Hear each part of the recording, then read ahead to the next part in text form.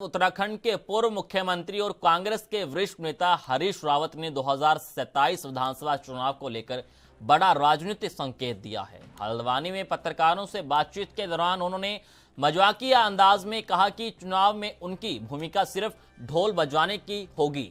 हालांकि उन्होंने साफ किया है कि कांग्रेस 2027 का चुनाव किसके नेतृत्व में लड़ेगी, इसका फैसला पार्टी हाईकमान करेगा। हरीश रावत ने 2022 चुनाव का जिक्र करते हुए नेतृत्व और जिम्मेदारी पर भी अपनी बात रखी। उनके बयान को कांग्रेस संगठन और नेतृत्व से जुड़े संदेश के तौर पर देखा जा रहा है। उत्तराखंड के पूर्व मुख्यमंत्री और कांग्रेस के दिग्गज नेता हरीश रावत का एक बयान आजकल फिर से चर्चाओं में है। हरीश रावत की बात की है तो हरीश रावत अपनी बात को बेहद गंभीरता से और प्रभावशाली तरीके से और व्यंग्यात्मक तरीके से कहने में माहिर है। और हरीश रावत ने हल्द्वानी पहुंचकर पत्रकारों के एक सवाल, जिसमें पत्रकारों ने उनसे पूछा था कि 2027 में हरदा किस भूमिका में रहने जा रहे हैं, तो साफ तौर से हंसते हुए कहा कि हरीश रावत यानी मैं इस चुनाव में ढोल बजाते हुए दिखाई दूंगा।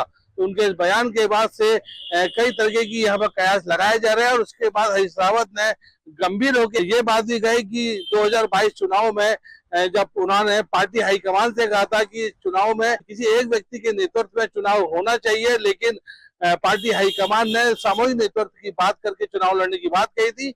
और जब पार्टी को हार का सामना देखना पड़ा, उसके बाद हरीश रावत ने ही हार का जिम्मा उठाया, यानी हार की जिम्मेदारी ली।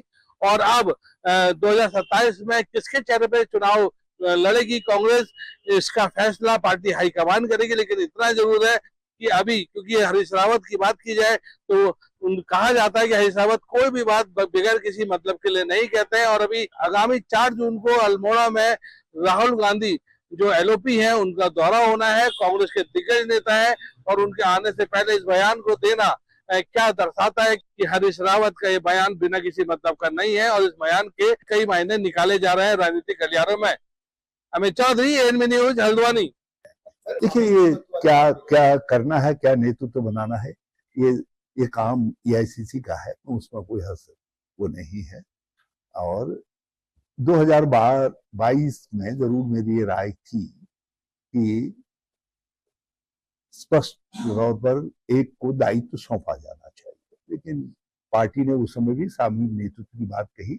मगर चुनाव में हार की जिम्मेदारी 2022 में भी मैंने ली। बाहर सामूहिक नेतृत्व था, लेकिन अब 2027 में क्या करेंगे वो पार्टी तय।